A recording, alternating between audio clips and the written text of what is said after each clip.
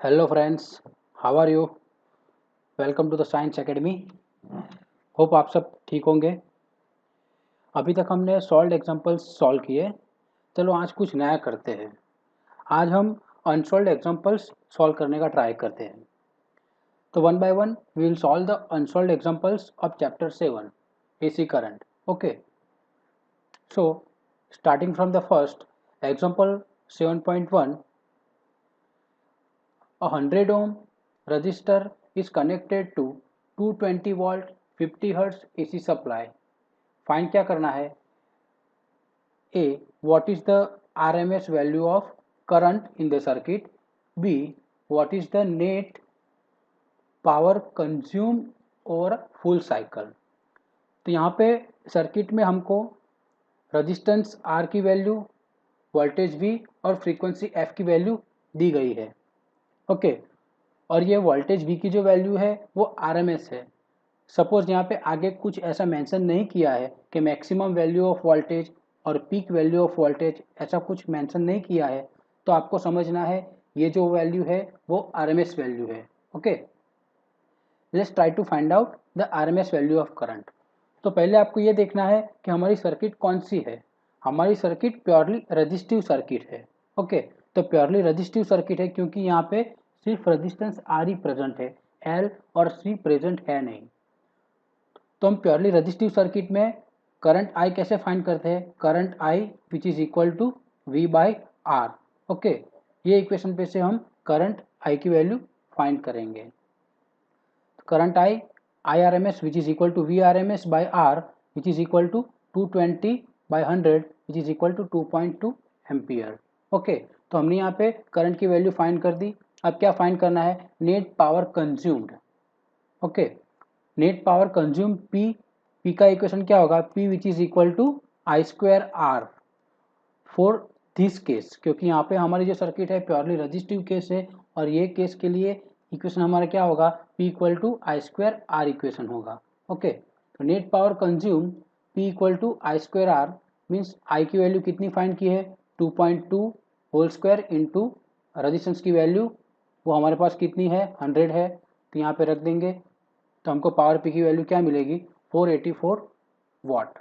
हम power P की value ये इक्वेशन पे से भी फाइंड कर सकते हैं, P into V I cos five.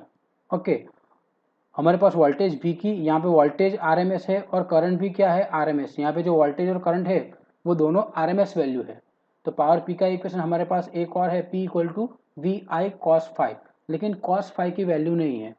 तो कॉस फाइव की वैल्यू फाइंड करने के लिए आपको क्या देखना है कि हमारी सर्किट प्योरली रजिस्टिव है, प्योरली इंडक्टिव है या प्योरली कैपेसिटिव है। हमारी सर्किट प्योरली रजिस्टिव है क्योंकि हमारी सर्किट में सिर्फ ये रजिस्टेंस और ये AC सोर्स ऐसा ही दिया है।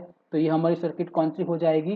प्योरली रजिस्टिव सर्किट हो जाएगी। और प्योरली रजिस्टिव सर्किट केस के लिए हमारा power factor means cos five क्या होता है?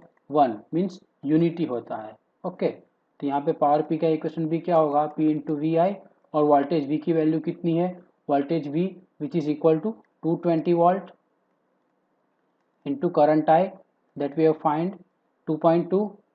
तो अल्टीमेटली पावर P की वैल्यू क्या मिलेगी? 484 वाट। यहाँ पे जो है और यहाँ पे दोनों सेम मिलेगी। You can use the equation P equal to I square R, else you can use the equation P equal to V I, but this is limited to this case only. Okay, now let's move to the second example. Example 7.2, a peak voltage of AC supply is 300 volt. peak voltage दिया यहाँ पे, peak voltage और you can say maximum voltage और you can say crest voltage. okay, और find क्या करना है? RMS voltage find करना है। हमारे पास पीक वोल्टेज है और उसके ऊपर से RMS वोल्टेज फाइंड करना है फर्स्ट केस में। ओके, एंड सेकंड केस में RMS वैल्यू ऑफ करंट वो हमारे पास है विच इज 20 एम्पियर, और फाइंड क्या करना है? What is the peak current. तो सेकंड केस में हमारे पास RMS वैल्यू ऑफ करंट वो दी है, वो 10 एम्पियर है, और हमको फाइंड क्या करना है? पीक करंट की वैल्यू फाइंड करनी है। तो इंडिविजुअली केस के लिए, ए और बी केस के लिए कैसे फाइंड करते हैं वो हम देखते हैं। Okay, RMS voltage V RMS which is equal to VM by root two which is equal to 300 divide by root two, which is equal to 212.1 volt.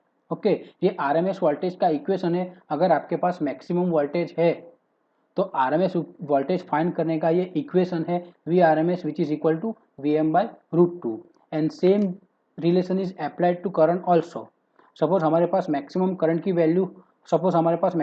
Value है तो उसके ऊपर से हम RMS वैल्यू करंट की फाइंड कर सकते हैं। ओके, और ये फर्स्ट केस सॉल्व हो गया हमारा। पीक वोल्टेज था, यहाँ पे पीक वोल्टेज मैक्सिमम वोल्टेज रख दिया, RMS वैल्यू फाइंड कर दी। अब सेकंड केस में क्या करना है, RMS वैल्यू है हमारे पास और मैक्सिमम वैल्यू फाइंड करनी है, तो उसका इक्वेशन क्या होगा, IP means peak value of current which is equal to √2 into IRMS। तो √2 इंटू 10 विल गेट 14.1 एम्पियर। तो पीक वैल्यू कितनी मिलेगी करंट की, 14.1 ampere. Okay, now third example, a 44 millihenry inductor is connected to 220 volt 50 hertz AC supply. Determine RMS value of current in the circuit. यहाँ पे circuit में सिर्फ और सिर्फ क्या प्रेजेंट है, इंडक्टर ही प्रेजेंट है मेरे भाई। तो हमारी सर्किट क्या होगी, प्योरली इंडक्टिव सर्किट होगी। और इंडक्टिव सर्किट में हमको क्या फाइंड करना है, करंट फाइंड करना है। तो सपोज हमारे पास ये प्योरली इंडक्टिव सर्किट है, ऐसे इंडक्टर है, वोल्टेज भी, और इंडक्टर एल का खुद का इंडक्टिव रिएक्टेंस। तो यहाँ पे हम करंट कैसे फाइंड करते हैं, सिंपली जैसे ओम्स लॉ अप्लाई करते हैं वैसे I इक्वल टू V/XL, और ये जो V है वो क्या है, RMS वैल्यू है, RMS वैल्यू ऑफ वोल्टेज। तो अल्टीमेटली करंट I का इक्वेशन क्या होगा, IRMS equal to VRMS divide by XL। Okay, तो ये इक्वेशन पे से हमको फाइंड करना है करंट की वैल्यू। ओके, लेकिन हमारे पास एक्सेल की वैल्यू एग्जाम्पल में तो दी नहीं है, तो अगर यहाँ पे भी हमको एक्सेल की वैल्यू फाइंड करनी पड़ेगी। तो एक्सेल की वैल्यू कैसे फाइंड करेंगे हम, एक्सेल की वैल्यू फाइंड करने के लिए हमारे पास तो फॉर्मूला है X L equal to omega L, X L equal to 2πfl। Okay, तो उसके ऊपर से हम क्या फाइंड कर लेंगे, एक्सेल फाइंड कर देंगे, और ये वैल्यू एक्सेल की वैल्यू यहाँ पे रख देंगे। वोल्टेज की RMS वैल्यू तो हमारे पास है ही, तो एक्सेल फाइंड कर लूँगा तो मुझे करंट की वैल्यू डायरेक्टली मिल जाएगी और हमारा ये प्रॉब्लम है वो भी सॉल्व हो जाएगा। Very simple. Inductive reactance XL, XL का equation 2πfl, 2 into pi 3.14 into frequency कितनी है 50 हर्ट्ज है, वही इंडिया में कितनी होती है 50 हर्ट्ज होती है, और इंडक्टेंस एल की वैल्यू है 44। यहाँ पे मिली हेनरी है, ध्यान में रखना, मिली हेनरी होगा तो 10⁻³ होगा, माइक्रो हेनरी होगा तो 10⁻�6 होगा। Okay, keep in mind.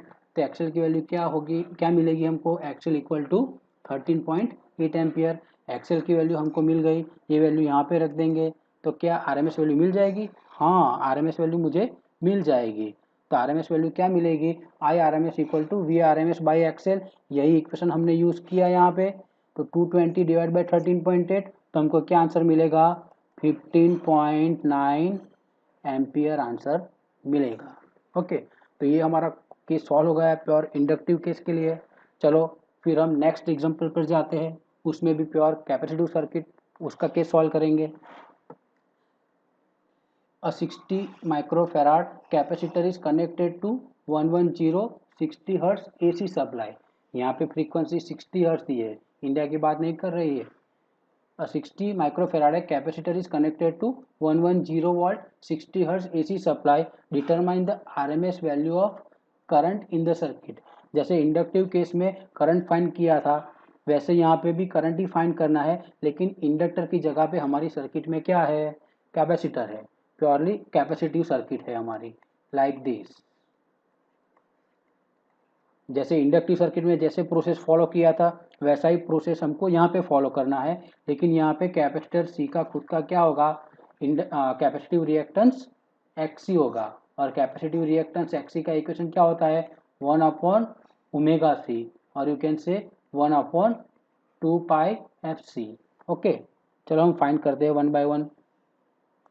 यहाँ पे करंट I का इक्वेशन होगा, लेकिन यहाँ पे VRMS/XC, लेकिन हमारे पास XC की वैल्यू है नहीं, तो पहले XC फाइंड करेंगे। XC का इक्वेशन है XC equal to 1/2πfc equal to 1/2 into pi means 3.14, frequency 60 hertz है, और सी की वैल्यू कितनी है 60 माइक्रोफेराड है, 60 इंटू 10⁻² माइक्रो इसलिए 10⁻⁻6। तो ये सॉल्व करेंगे तो आंसर क्या मिलेगा 44.2 ओम मिलेगा। ओके, तो हमारे पास एक्सी की वैल्यू भी आ गई और वोल्टेज की वैल्यू भी है हमारे पास 110, तो यहाँ पे रख देंगे तो फाइंड हो जाएगा इजीली। तो आरएमएस करंट क्या होगा V R M S divide by X C. V R M S की वैल्यू कितनी है 110 और एक्स सी की value 44.2। Ultimately we will get I R M S which is equal to 2.49 ampere. Okay, now next example, example 7.5 in exercises 7.3 and 7.4 means हमको ये कह रहे हैं आप एग्जाम्पल 7.3 और 7.4 रिफर करो। तो ये 7.3 और 7.4 में what is the net power absorb by each circuit, means 7.3 में भी नेट पावर कितना एब्जॉर्ब होता है और 7.4 में भी नेट पावर कितना ऑब्जॉर्ब होता है वो फाइंड करना है एंड एक्सप्लेन योर आंसर। तो पहले हम देख लेते 7.3 क्या था।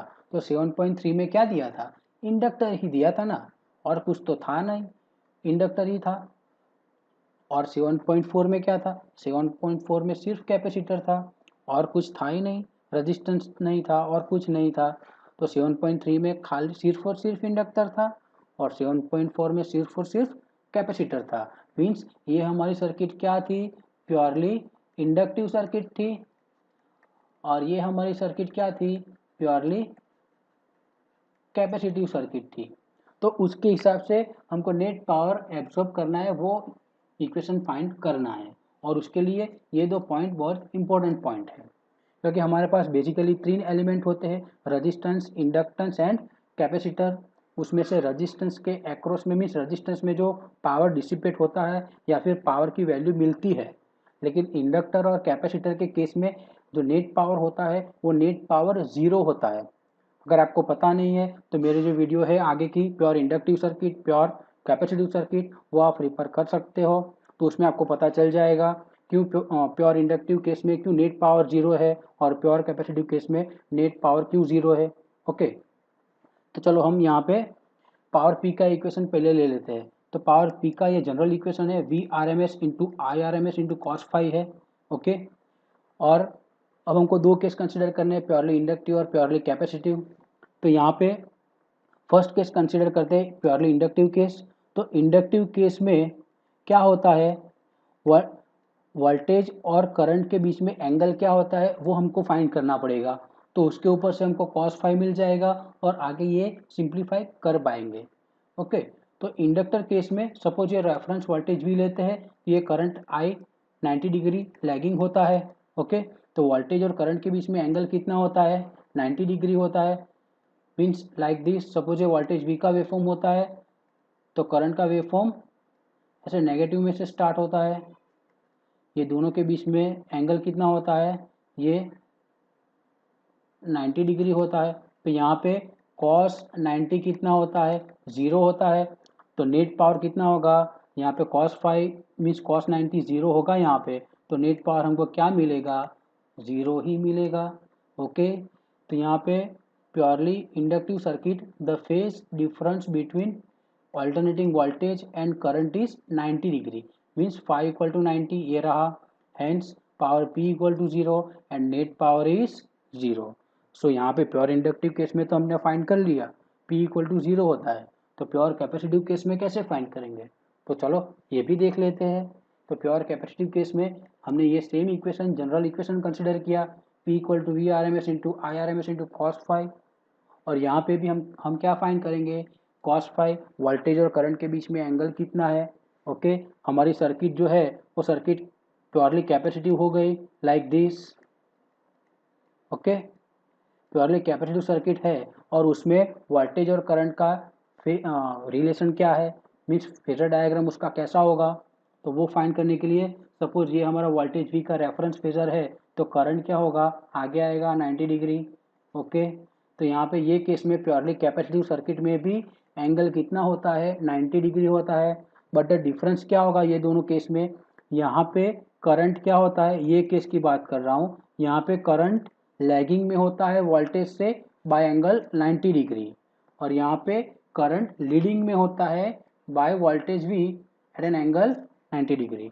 तो प्योर इंडक्टिव और प्योर कैपेसिटिव दोनों केस में एंगल तो 90 डिग्री होता है, तो यहाँ पे भी cos 90 कितना होगा, 0 होगा। यहाँ पे cos 90 0 होगा, तो अल्टीमेटली पावर P की वैल्यू क्या मिलेगी, 0 मिलेगी।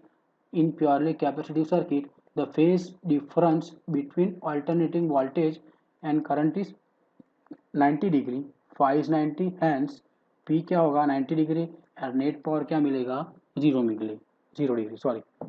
तो यहाँ पे हमने प्योरली इंडक्टिव सर्किट और प्योरली कैपेसिटिव सर्किट में नेट पावर जो एब्जॉर्ब होता है उसकी वैल्यू हमको यहाँ पे 0 मिलती है।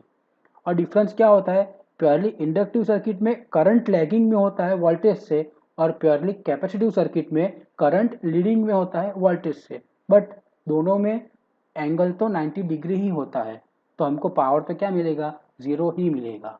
Okay, thank you for watching this video.